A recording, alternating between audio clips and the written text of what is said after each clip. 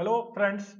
इस वीडियो के अंदर हम एक्सेल के अंदर कैसे एक रिपोर्ट बनाते हुए फॉर्मूलेस का यूज करते हैं वो हम सीखेंगे। जैसे कि आप देख रहे हो, ये एक मार्कशीट बनी हुई है। आपकी स्क्रीन के ऊपर नेम लिखा हुआ है, स्टूडेंट्स के नाम, रोल नंबर 101 102। इसको हम दोनों को सिलेक्ट करके एक्सपेंड कर देते हैं। तो ये देखिए, हमने एक्सपेंड कर दिया है और ये बाकी सभी के अंदर अपने आप ऑटोमेटिकली नंबर लिखे नजर आ गए हैं। और आगे देख सकते हो, हमें ये मैथ के नंबर्स गिवन है, स्टूडेंट्स के साइंस के नंबर गिवन है, इंग्लिश के, पंजाबी के और कंप्यूटर के। तो ये हमारे पास स्टूडेंट के मार्क्स गिवन है जो उन्होंने ऑब्टेन्ड किए हैं। और ये हम यहाँ पे फॉर्मूलेस अप्लाई करने वाले हैं। कौन कौन सा फॉर्मूला कैसे अप्लाई करेंगे, जरा ध्यान से आपने देखना है। तो कौन कौन से फॉर्मूले अप्लाई करेंगे तो आप देख सकते हो, आपकी स्क्रीन के ऊपर आपको नजर आ रहे होंगे। एक हम सम फंक्शन का यूज करेंगे, sum if function, average, minimum, max और इफ। MIN का मतलब मिनिमम, MAX का मतलब मैक्सिमम और इफ। ये फंक्शन कैसे हम एक्सेल के अंदर यूज करते हैं और इनको यूज करके कैसे हम रिपोर्ट बना सकते हैं, ये हम जानेंगे। तो सबसे पहले हम यहाँ पे सम फंक्शन का यूज करेंगे। तो यहाँ पे हम स्टूडेंट का टोटल लगाएंगे कि टोटल मार्क्स सभी स्टूडेंट्स ने कितने ऑब्टेन्ड किए हैं। जैसे सैम ने मैथ में 60, साइंस में 90, इंग्लिश में 65, पंजाबी में 30, कंप्यूटर में 90 मार्क्स ऑब्टेन्ड किए हैं। तो टोटल मार्क्स निकालने के लिए पहले आपने इक्वल टू प्रेस करना है, फिर आपने सम लिखना है और उसके बाद ब्रैकेट स्टार्ट करनी है। तो ध्यान से देखिएगा, बहुत ही इंटरेस्टिंग फॉर्मूला है सम फंक्शन। जब हमने जो हमारी सेल के अंदर वैल्यूज पड़ी हैं उनका टोटल लगाना होता है, तब हम सम फंक्शन का यूज करते हैं। तो इसके लिए आपने पहले इक्वल टू सम लिखना है और उसके बाद जहां से लेकर आपने टोटल लगाना है, जैसे ये F6 से लेकर हमने J6 तक का टोटल लगाना है, तो आपने यहाँ पे F6 लिखना है। ये देखिए, हमने लिखा F6 और इसके बाद आपने कॉलन डालने हैं और उसके बाद आपने जो लास्ट सेल का एड्रेस है F6 से लेकर हमने J6 तक का टोटल लगाना है सभी सेलों का। तो आपने पहले सेल का एड्रेस और जहां से टोटल आपने स्टार्ट करना है और आखिरी सेल का एड्रेस दे देना है। तो बीच की आप देखोगे वैल्यूज इसने अपने आप उठा लेनी है। तो ये देखिए, इसने एक बॉक्स डिवेल्प कर दिया है, ब्लू कलर का बॉक्स देख रहे हो, यानी कि ये F6 से लेकर J6 तक का टोटल लगाएगा। और अगर आप चाहते हो इसके बीच में कॉलन की बजाय अगर आप हर सेल का एड्रेस देना चाहते हो, जैसे आप F6 कॉमा डाल के आप G6 कॉमा डाल के आप H6, आप ऐसे अलग अलग सेलों का एड्रेस भी दे सकते हो। और अगर आपके ये सेल इकट्ठे हैं, यानी कि आपने इकट्ठे सेलों का सम करना है F6 से लेकर J6 तक, तो आप पहले सेल का एड्रेस दे दीजिए कॉलन डाल के लास्ट सेल का एड्रेस, तो ये ऑटोमेटिकली सम कर देता है। तो मेरे ख्याल से आपको समझ में आया कैसे हम सम फंक्शन यूज करते हैं। और अगर हमारे सेल अलग अलग होते हैं, यानी कि हमने F6 का टोटल लगाना है, H6 का लगाना है, J6 का, अगर आपने बीच में कुछ सेल छोड़ने हैं तो आप कॉमा डाल सकते हो, कॉमा डाल के सम कर सकते हो। जैसे आपने F6 का टोटल करना है प्लस F6 का करना है, J6 का करना है, तो आप फिर कॉमा डाल के जिन जिन सेलों को प्लस करना चाहते हैं उन सेलों को कॉमा डाल के उनके एड्रेसों को दे सकते हो। लेकिन अगर आपके सभी सेल इकट्ठे हैं तो आपको पहले सेल का एड्रेस और आखिरी सेल का एड्रेस देना है। तो ऐसे हम यहाँ पे पहले सेल और आखिरी सेल का एड्रेस दे देते हैं। तो ये देखिए, हमने पहले सेल और आखिरी सेल का एड्रेस दिया, फिर ब्रैकेट बंद करनी है, एंटर करना है। तो ये देखिए, इसने सम कर दिया है F6 से लेकर J6 तक का इसने टोटल कर दिया है। और इसी तरीके से अगर आप इसको ड्रैग कर दोगे, ये देखिए मैं ड्रैग कर देता हूं इसको, तो ये सभी का टोटल लगा देगा। यानी कि ड्रैग करने से बाकी सभी में इसने अपने आप ऑटोमेटिकली टोटल लगा दिया है। ये देख सकते हो, आप इस सेल को देखिए जहां पे ये 345 है, यहाँ ऊपर फॉर्मूले के अंदर देखिए सम F7 से लेकर J7 ये ऑटोमेटिकली अपने आप सेलों को इंक्रीज कर देगा। यानी कि हमने तो टोटल लगाया था F6 और से लेकर J6 तक का, इसने अपने आप, हमने जैसे ही कॉलम को ड्रैग किया, इसने एक एक कॉलम की वैल्यू को, यानी कि रो की आप कह सकते हो, पहले F6 था, अब ये F7 हो गया है। आगे आप देख सकते हो, अगर आप अगली वैल्यू चेक करोगे तो यहाँ पे F8 से J8 तक इसने अपने आप टोटल लगाया, F9 से J9 तक और F10 से J10 तक। तो ऑटोमेटिकली इसने रो की वैल्यू को इंक्रीज करते चले जाना है। तो मेरे ख्याल से आपको ये सम फंक्शन समझ में आया। और इसी तरीके से, लेकिन अगर आप चाहते हो कि आपने सम तो करना है, लेकिन अब हमारी एक कंडीशन है। कंडीशन क्या है, सभी फ्रेंड्स ध्यान से सुनेंगे। कंडीशन ये है कि हम जो टोटल लगाना चाहते हैं सिर्फ उन नंबरों का लगाना चाहते हैं, जैसे ये पहली आप देख सकते हो, हमें सैम के math, science, English, Punjabi, computer की जो इसकी रो है इसका हमने टोटल लगाना है। लेकिन हमने टोटल लगाना है सिर्फ उन नंबरों का जिनके नंबर 30 से अबव है। जैसे आप देख सकते हो, सैम के मैथ में नंबर 60 है, साइंस में 90 है, इंग्लिश में 65 है, लेकिन पंजाबी में सिर्फ 30 है, कंप्यूटर में 90 है। हम चाहते हैं ये 60 प्लस 90 प्लस 65 प्लस 90 का तो टोटल लगाए, लेकिन 30 का टोटल ना लगाए। अब हमें थोड़ी पता है कि किस सब्जेक्ट में 30 है और किस में 30 से ज्यादा है। तो अगर हम चाहते हैं कि जो स्टूडेंट, यानी कि हमारी ये कंडीशन क्या है कि जो स्टूडेंट 30 से अबव नंबर लेकर आए हैं, यानी कि जिनके नंबर 30 या 30 से कम है, वो नंबर हम ऐड नहीं करना चाहते, क्योंकि वो स्टूडेंट उस सब्जेक्ट के अंदर नंबर कम लेके आए हैं, तो वो फेल हो गए हैं उस सब्जेक्ट के अंदर, उसको हमने ऐड नहीं करना। हमने सिर्फ उन नंबरों को ऐड करना है जिसमें स्टूडेंट ने नंबर 30 से ज्यादा लिए हैं। तब हम इस सम इफ कंडीशन का, यानी कि सम इफ का यूज करते हैं। तो जब हमने सम करना हो, लेकिन कंडीशन बेस पे, अगर आप अकेले सम का यूज करोगे तो जितने भी आप नंबर हैं ये सभी का सम कर देगा। इसने नहीं देखना कि नंबर कितना है, 30 है, 40 है, 60 है, इसने क्या देखना है, नंबर है कितना। जितना भी नंबर हो, 30, 10, 5 सभी का टोटल करेगा। लेकिन अगर आप सम इफ का यूज करोगे तो आप इसके अंदर कंडीशन लगा सकते हो, सम इफ, ब्रैकेट आपने स्टार्ट करनी है और जिसका आपने टोटल लगाना है उसका एड्रेस दे देना है।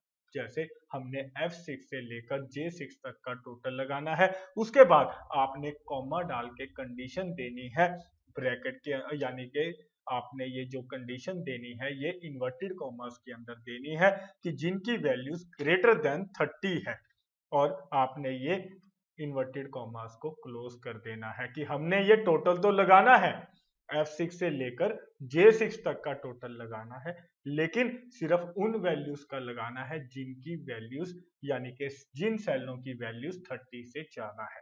जिनकी वैल्यूज 30 से कम है या 30 के बराबर है उनको आप टोटल नहीं लेना चाहते, उनका आप टोटल नहीं लगाना चाहते, तो आप इस तरीके से कंडीशन लगा सकते हो सम इफ फंक्शन के जरिए। तो इस तरीके से हम सम इफ फंक्शन यूज करते हैं। ब्रैकेट बंद करेंगे, एंटर करेंगे, तो ये देख सकते हो इसने टोटल जो भी सेल के अंदर वैल्यू 30 से अबव है सिर्फ उसी का टोटल लगाया है। अगर आप चेक करना चाहें कर सकते हैं, 60 प्लस 90 प्लस 65 प्लस 90 ये 305 आएगा। ये जो 30 वैल्यू है इसने टोटल में नहीं लिया। तो ऐसे हम कंडीशन के बेस पे भी सम कर सकते हैं, और आपने ड्रैग कर देना है तो बाकी सभी का इसने ऐसे ही सम कर दिया। ये सभी वैल्यू 30 से ऊपर है तो इनका इसने टोटल लगाया। ये देख सकते हो इसमें एक वैल्यू ये 25 30 से कम है, तो इसीलिए इसने 40 प्लस 55 प्लस 70 प्लस 80 का टोटल लगा दिया है। ऐसे ही 80, 60, 85 इसने इन सभी का टोटल आप चेक कर सकते हो। अगर इसको चेक करना चाहें जिनकी वैल्यूज 80 से अबव है सिर्फ उसने उनका टोटल लगाया है। इसके बाद आप अगर एवरेज निकालना चाहते हैं तो हम यहाँ पे एवरेज निकालेंगे। तो अब हम यहाँ पे एवरेज फंक्शन का यूज करेंगे कि मेरे एक सब्जेक्ट के अंदर एवरेज मार्क्स कितने आए हैं। जैसे आप लोग परसेंटेज निकालते हो ना कि मेरे 60% मार्क्स आए हैं 80%, तो उसके लिए हम यहाँ पे एवरेज फंक्शन का यूज कर सकते हैं। और इसके अंदर एवरेज निकालने के लिए हम ये अपने सारे इस कॉलम को, यानी कि ये जो पहला हमारा सेल है F6 से लेकर, हमारी पहली रो है F6 से लेकर J6 तक की रो को सिलेक्ट कर लेंगे, ब्रैकेट बंद करेंगे, तो ये हमें इसकी एवरेज निकाल देगा। कि ये जो एवरेज स्टूडेंट के मार्क्स आए हैं 67% आए हैं, तो आपने इसको ड्रैग कर देना है, तो आप देखोगे इसने एवरेज निकाल दी है। तो इस तरीके से हम ये एवरेज फंक्शन का यूज करके ये हमें एवरेज बता रहा है कि on an average her subject के अंदर एक स्टूडेंट के मार्क्स कितने हैं ऑन एन एवरेज। ये जो सेकंड स्टूडेंट है किमी, इसके 69 एवरेज नंबर है, जिम्मी के 54 एवरेज नंबर है, पर सब्जेक्ट के बेस पे इसने एवरेज निकाल दी है, जिसको हम परसेंटेज भी बोल देते हैं। और आगे हम ग्रेड निकालेंगे। जैसे आप लोगों को ग्रेड मिलता है कि जिनके मार्क्स परसेंट 60 से अबव हैं उनको हम ए ग्रेड देंगे, जिनके 60 से कम है उनको बी ग्रेड देंगे। मैंने क्या कहा, हमने ग्रेड निकालने हैं जिनके मार्क्स यानी कि एवरेज मार्क्स जिनके 60 से अबव हैं उनको ए ग्रेड, जिनके 60 से कम है उनको बी ग्रेड। तो यहाँ पे हमें कंडीशन लगानी पड़ेगी। तो जब भी आपको कोई कंडीशन लगानी है तब हम इफ फंक्शन का यूज करते हैं। इफ हम यहाँ पे यूज करेंगे, ब्रैकेट स्टार्ट करेंगे और यहाँ पे हम लिखेंगे कि जिसके नंबर, ये जो हमारा कॉलम यानी कि सेल है L6, इसके अंदर की जो वैल्यू है ग्रेटर देन, अगर वो 60 से अबव है, अगर आप इक्वल टू देना चाहते हैं इक्वल टू भी दे सकते हो, ग्रेटर देन इक्वल टू 60, कि जिन स्टूडेंट्स की एवरेज यानी कि एवरेज हमारे पास पड़ा है L6 के अंदर, तो L6 greater than equal to 60, तो आपने उसके बाद कॉमा डालना है। अगर ये सही है कंडीशन, तो इफ कंडीशन कैसे यूज होती है ध्यान दीजिएगा। If L6 greater than equal to 60, इसका मतलब ये है कि अगर स्टूडेंट के नंबर 60 से अबव हैं तो आंसर क्या आना चाहिए, तो आंसर हमने इन्वर्टेड कॉमा के अंदर देना है, ए आंसर आना चाहिए। यानी कि ये जो हमने इफ के अंदर कंडीशन दी है इसको कंडीशन बोलते हैं। तो यहाँ पे कंडीशन लिखी जाती है, अगर ये कंडीशन सही है यानी L6 के अंदर जो भी वैल्यू है अगर वो ग्रेटर देन इक्वल टू 60 है तो आंसर आएगा ए ग्रेड, अदरवाइज आंसर आएगा, आपने कॉमा डाल के आंसर आएगा बी ग्रेड। तो ऐसे हम ये कंडीशन दे सकते हैं जब हमें दो वैल्यू में से एक वैल्यू अपने सेल के अंदर डालनी हो, यानी कि हम ग्रेड डालना चाहते हैं या तो ए या बी, लेकिन ए कब आए, अगर नंबर 60 से अबव है, अगर बी कब आए, अगर ये कंडीशन सही नहीं है, यानी कि अगर नंबर 60 से कम होंगे, यानी कि ये कंडीशन जो हमने दी है L6 ग्रेटर देन 60, ये फॉल्स हो जाएगी। ये देखिए फॉर्मूला में दिखाया भी हुआ है कि अगर ये कंडीशन ट्रू है L6 ग्रेटर देन 60, तो क्या आंसर आना चाहिए, अगर ये कंडीशन सही नहीं है तो क्या आंसर आना चाहिए, आपने एंटर करना है। तो ये देखिए हमारी ये वैल्यू 67 यानी कि 60 से अबव है, तो इसीलिए यहाँ पे ए लिखा नजर आ रहा है आपको।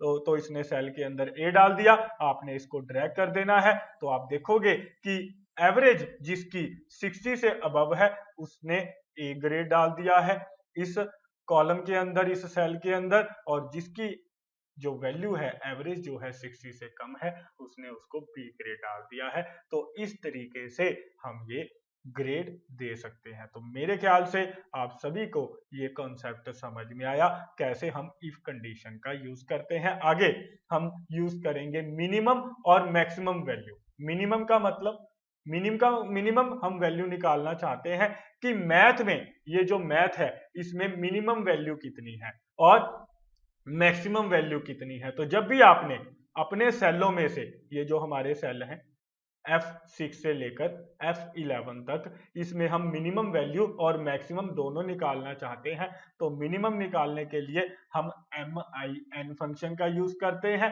तो जब भी आपको अपने सेलों में से मिनिमम वैल्यू निकालनी हो तो आपने MIN फंक्शन का यूज करना है, और जब भी मैक्सिमम वैल्यू निकालनी हो तब आपने मैक्स फंक्शन का यूज करना है। तो हम यहाँ पे इक्वल टू लिखेंगे MIN, ब्रैकेट स्टार्ट करेंगे और यहाँ पे F6 से लेकर F11 तक का एड्रेस देंगे। ध्यान से देख लीजिए, F6 से लेकर F11 तक का हम एड्रेस देंगे और उसके बाद हम ब्रैकेट बंद करेंगे, यानी कि ये F6 से लेकर F11 के बीच में जो मिनिमम वैल्यू होगी वो हमें इस सेल के अंदर डाल देगा।